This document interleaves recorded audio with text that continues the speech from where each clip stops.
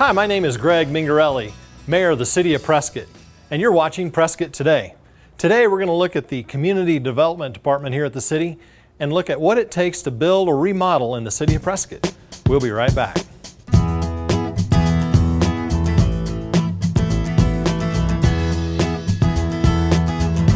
Hello Chelsea, welcome to the show. Thanks so much for having me. It's good to be here. Yeah, well, as we get started, first tell us a little bit about your role with the city. Well, I am the Development Services Facilitator for the City of Prescott, and I report directly to the City Manager's office. And basically my role for the folks who are new to the City of Prescott or aren't familiar with the position is a communication conduit. So I'm not doing the plan review or processing permits per se, but I act as a liaison for those who need information and can facilitate that process for them by moving in and out of the departments where the questions might be answered. So I can liaison with building or planning and zoning. I can also reach out to the folks at Public Works, any questions that we have on the outside. So basically an ombudsman for the process internally. Okay. Sounds like there's a lot to that job, and I'm sure people really appreciate that role that you play here at the city. Yeah, thank you. Well, there's a lot of activity in the city. Things are really picking up. There's a lot of building permits out there, I know. What are some of those numbers, and how do those building permit numbers compare to previous years? Okay, well, the numbers as of today, I believe the end of June is what we've calculated so far, and we have pulled 907 total permits. 188 of those were single-family residences, so that looks pretty good. And I have to refer to my sheet, but to give us a little bit of a perspective, in the decade leading up to what's termed as the Great Recession, we had on average annually 1,943 permits. Now that was when everything was booming and services and building was maxed out. So now as the recession went on, we saw a steady decline in those numbers, and it finally bottomed out in 2010 with only 1,167 permits pulled. So that's almost half and quite a big difference. But now that the economy is looking better, as I mentioned, we already now, as of the end of June, have 907 permits pulled. So we're looking better, and as I mentioned, at the end of this year, we might be able to break the average there and be looking good. So returning on a steady increase. Yeah, it's good to see those numbers pick back up since the recession, and hopefully, someday we will get close to those pre-recession numbers. Absolutely. So with permits, Chelsea, what can people expect as they come to the permit counter?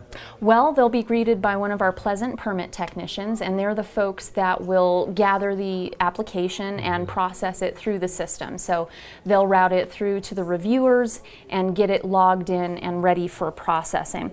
So they process anything from smaller items like water heater installation to the larger items like annexations, property annexations to the city. So all of that comes through this counter, and it's quite common for folks when they come up here to have some questions. This is the government, so there's forms that need to be filed and multiple departments that need to review them. So they can facilitate questions at the counter if there's any questions about the application. And I would recommend that folks visit the city website, prescott-az.gov, and there's a wealth of information about the permitting process, all of the applications and guidelines. So that is a great resource. But what's really awesome about the Permit Center is that we have planners here, we have the building inspectors here, we also have plans reviewers, and then Public Works employees here also. Wow. Well, there's a lot to that. It sounds like people can get some information from the website, but also there's people here that would be happy to help, I assume. Absolutely. If somebody kind of needs more information about how to get a permit. So that's great. So early on with your role, you talked about Public Works and kind of interfacing with that department as well. Tell us a little bit about Public Works and the difference between that and community development, and maybe how they work together? Sure. Well, Public Works main operations are based out of the Virginia Street address. Okay. So Public Works primarily deals with public infrastructure. So city projects, road projects, pipes, underground utilities, etc., all that service the public and that the city owns and the city right-of-ways, etc. But when it comes to private developments, it's really great to have a couple of Public Works engineers out of this office Sure. to answer any questions, because what folks might not realize is that a lot of times they have a lot of Public Works questions related to their private development. So I like to think of it, and I thank Katie Hine in Public Works for giving this analogy, as a building. So you're looking at a structure with above ground improvements, land use, and underground improvements. Well, Public Works is what does the underground improvements. So road surface down, they're looking at drainage, they're looking at underground utilities, and then our planning folks here, planning and zoning, looks at land use. So what can you do with your property? Where is it located? What zoning, etc. And then our building folks look at road surface up. You know, making sure that the building is safe, it meets code. So that's a little bit of an easy way to break it down between departments. But Public Works is a separate department. But here at the city, we're one city. And if folks have questions, anyone at the counter can facilitate those questions for them and pull the various resources here together to get the answers they need. Yeah, good. So you've talked a little bit about the building permit process, about Public Works. Maybe give us a little more in-depth with community development and kind of what's involved with community development. Well, what community development does is provide residents, builders, developers, quality customer service, useful information about the building process and the projects and permits that facilitate quality developments in the city of Prescott. So from a service perspective, what the department does is provide project and permit review, application processing, and field inspection services to the whole development community. And that's taken straight out of their mission statement.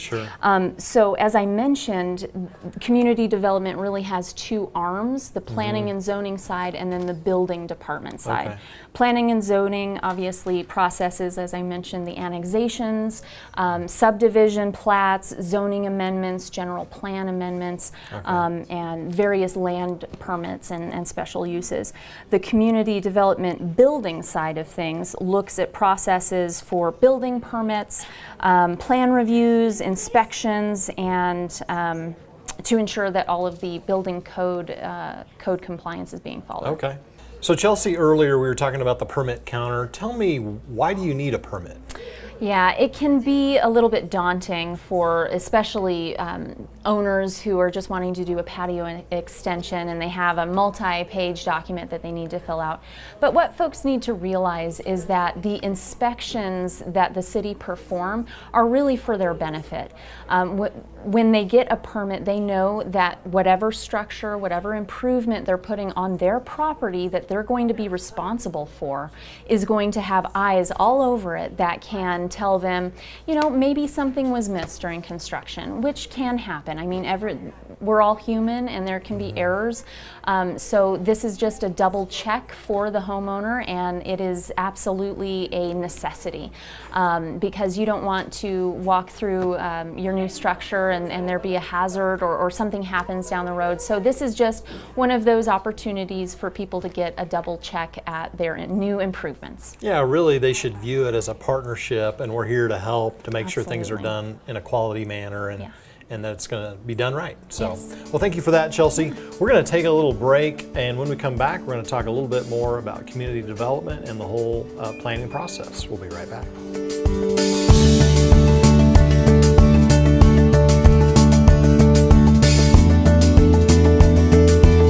We're back and you're watching Prescott Today. We're here with Chelsea at the Community Development Department here in the city.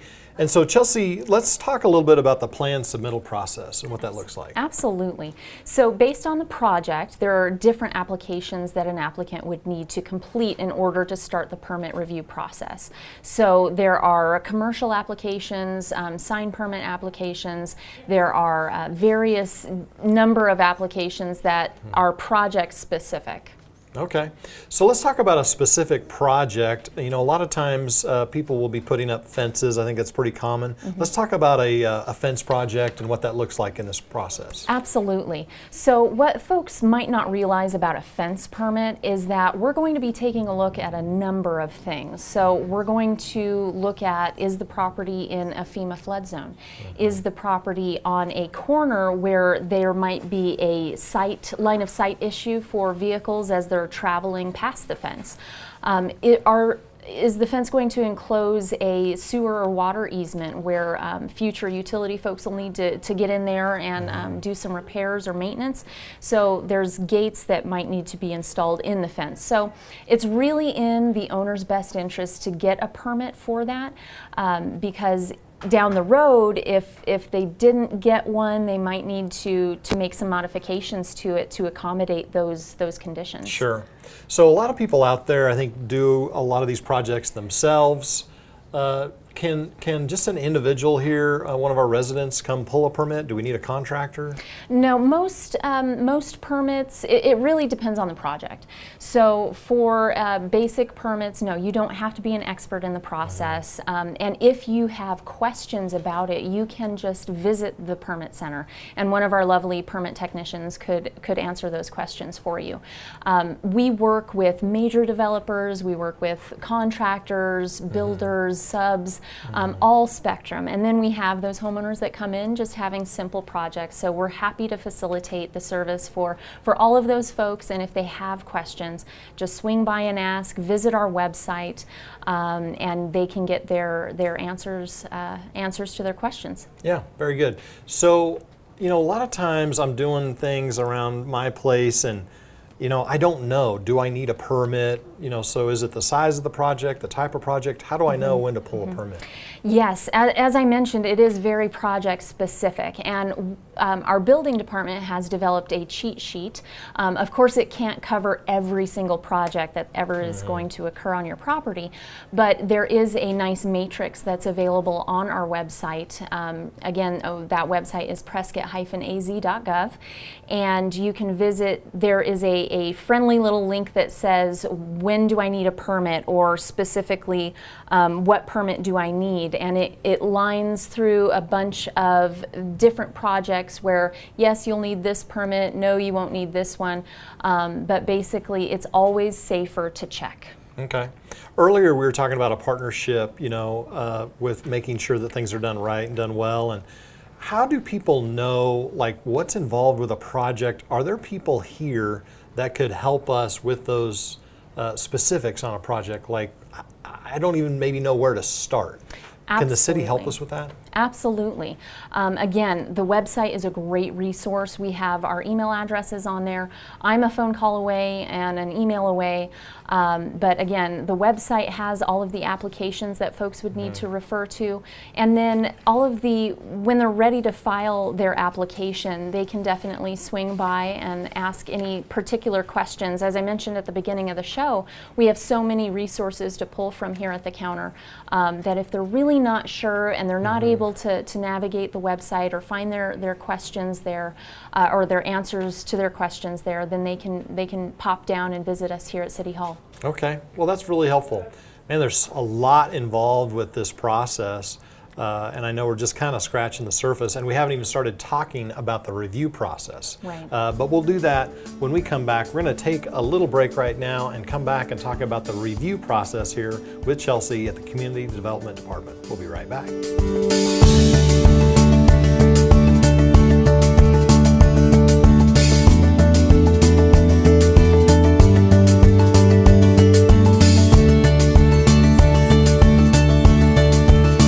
Welcome back. I'm Mayor Greg Mengarelli, and you're watching Prescott Today. We're here at the Community Development Department with Chelsea, and we're going to start talking more about the pre-application process, or the PAC. Right. So tell us about that process and the importance of why we do a PAC, or pre-application conference.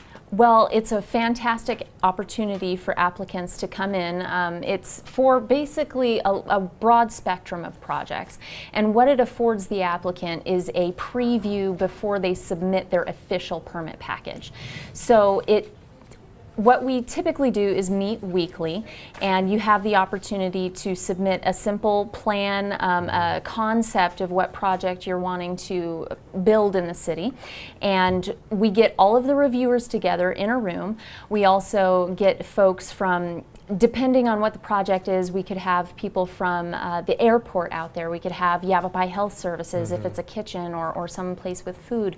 So it's an opportunity for the applicant to hear from each of those reviewers what their thoughts are on the process, on the project itself, what they see that maybe the applicant didn't consider. Sure. They'll look at the particular site location and all of the aspects to really give the applicant a good idea what to expect when they submit their official package to the community development. Right. So those departments are really kind of consulting and helping the applicant absolutely. Through that process. So we get through that process, Chelsea, and all the documents are ready. What's next? Well, they'll come into the community development, they'll come behind the counter, and they'll actually hand over their official application to the permit technicians. And what the permit techs will do is enter those into our Acela database and start scheduling those out for review. Okay. So let's assume I'm building a new home and people are, reviewing the plan. How many different people are looking at this? What does that look like? Well, because we live in beautiful Prescott, Arizona, it can look very different depending on where the project is located. So the permit technicians, when they put the information into our database, Acela, they will populate certain fields that can tell them where the property is located. If it's in a historic preservation district, if it is in FEMA again, if it's in wildland urban interface, because we're surrounded by natural forests, we have certain considerations when you're building near or adjacent to those areas. Okay, that makes sense. What about all the reviews for this new home? What does that look like in terms of those reviews? Absolutely. So for a typical building permit, and let's just leave historic preservation out because there's a bunch of different processes when you get into those specialized areas. But for a typical building permit, you're going to have building inspectors review it. You're going to have public works review the application based on underground utilities and how they're tying into those. You're also going to have planning and zoning take a look and look at the land use. How is the property zoned? Where is it located? Is it in a subdivision that has a plat and specialized documents that talk about that particular property?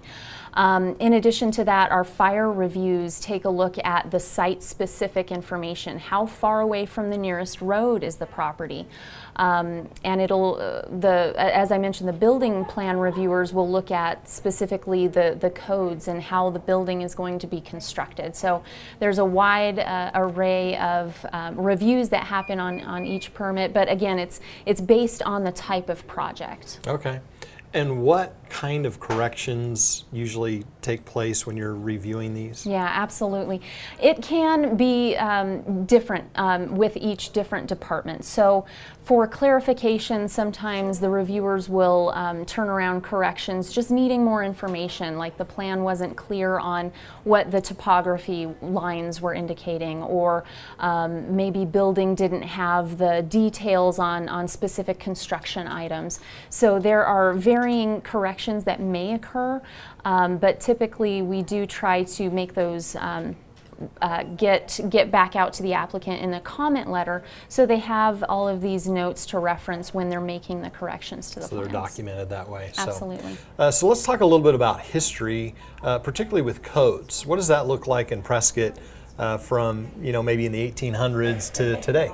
Well, in general, building codes have been around for thousands of years. I mean, the idea that vertical construction and infrastructure is built sound and safe and be able to stand the test of time, that's not a new concept. So for the Prescott area, building codes have actually been around since, I believe, 1875 was when the first building code was adopted.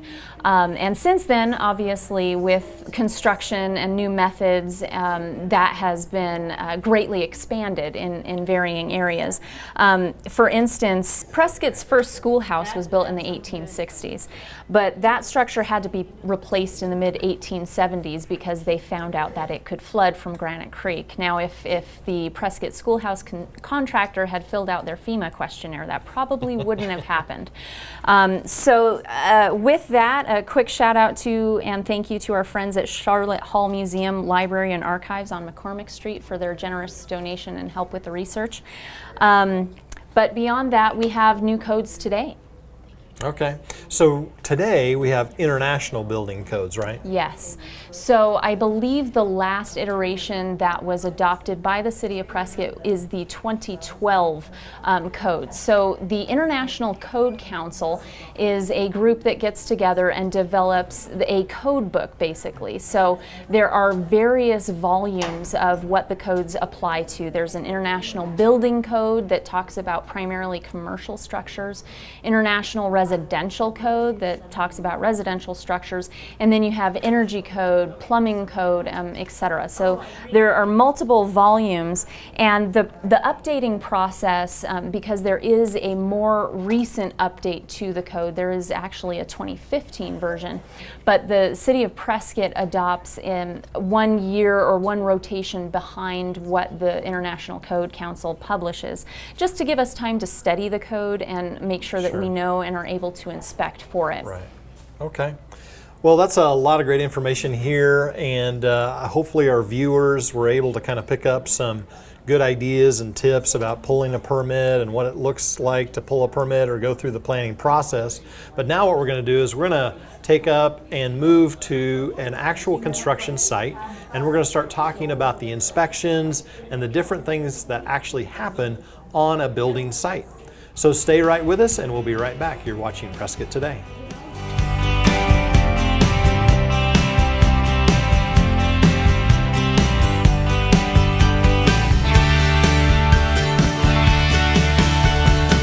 Welcome back to Prescott Today. Chelsea and I have moved on site to Walton Farms here to talk about building inspections and those kinds of things. Before we do that though, Chelsea, can you tell us a little bit about this development and this house here? Absolutely. So this is a new single-family residence, and as you see, they have already received a building permit. So we talked a little bit about the permit process, and now we're going to talk about the inspection process. So by the time you see a building like this, vertical with a lot of the lath and ready for stucco, it will have received a lot of inspections, and that's what we're going to be talking about today.